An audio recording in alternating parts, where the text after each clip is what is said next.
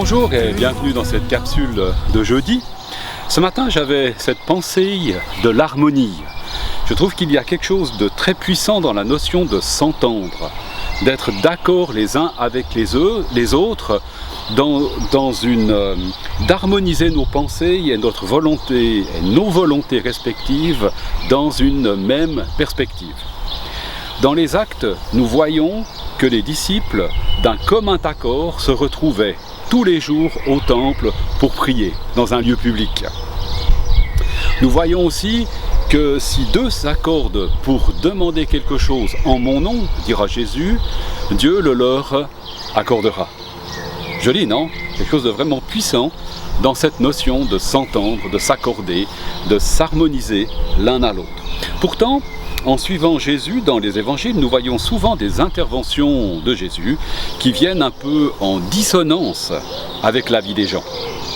Prenez l'histoire de ce jeune homme qui arrive vers Jésus, qui se jette à ses genoux et lui demande « Que faire pour avoir la vie éternelle ?»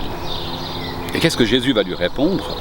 La réponse va peut-être nous surprendre. « Va, vends tout ce que tu as, donne-le aux nécessiteux, puis viens et suis-moi. » Est-ce que cette réponse est harmonieuse avec la vie de ce jeune homme?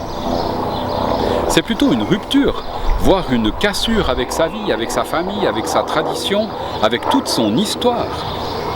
Mais dans son cas, c'était le chemin à prendre pour trouver l'harmonie avec les valeurs du royaume de Dieu. Aujourd'hui, nous sommes beaucoup en recherche d'harmonie. Être d'accord avec la nature, en accord avec la nature, trouver une vie équilibrée entre notre travail et notre vie de famille, harmoniser nos systèmes scolaires, équilibrer nos budgets, et on y parvient avec plus ou moins de succès. Mais est-ce que c'est là l'objectif de notre existence? Ce jeune homme qui vient vers Jésus avait tout ce qu'il fallait pour bien vivre. Il était riche, il était en harmonie avec les exigences légales du système religieux en place à son époque. Malgré cela, il sent bien qu'il y a comme un vide dans sa vie, qu'il lui manque quelque chose, que l'harmonie n'est pas complète, comme un vide en lui. Tout va bien pour aujourd'hui, mais pour demain, pour l'éternité. Que va-t-il se passer? Comment harmoniser ma vie avec l'absolu? Et Jésus lui répond de manière simple. Tout ce que tu as fait de meilleur ne te conduit pas à l'absolu, à l'assurance de l'absolu. C'est même peut-être un boulet dans ta vie qui t'empêche de trouver cet absolu.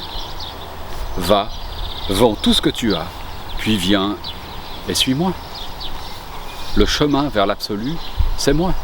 Pas moi, hein, Jésus. Je suis le chemin, la vérité et la vie. Nul ne vient au Père que par moi, nous laisse Jésus.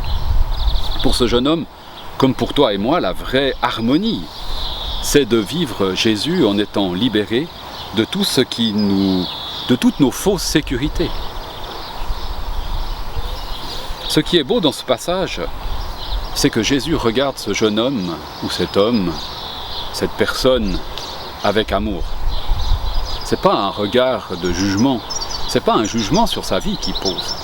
C'est une nouvelle perspective, c'est un virage, c'est prendre une nouvelle direction.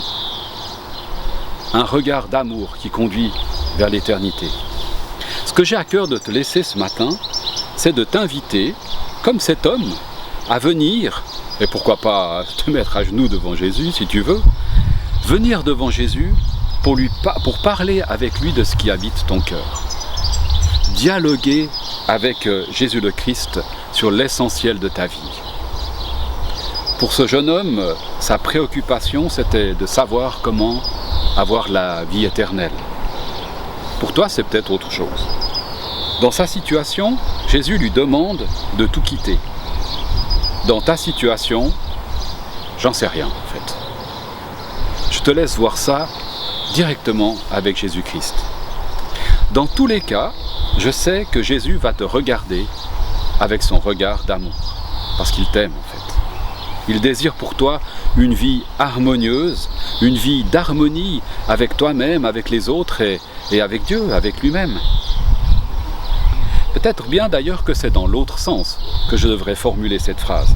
Une vie en harmonie avec Jésus le Christ, avec les autres et avec toi-même. Tu aimeras l'Éternel ton Dieu de tout ton cœur, de toute ton âme, de toute ta force, et ton prochain comme toi-même. C'est le plus grand commandement, nous dit Jésus. C'est ainsi que l'harmonie va naître et se développer dans ta vie. C'est dans le dialogue avec Jésus-Christ que ta vie sera toujours plus en harmonie avec lui, avec le ciel. Je te souhaite une belle fin de journée, une belle fin de journée dans sa paix et dans sa joie. Au revoir.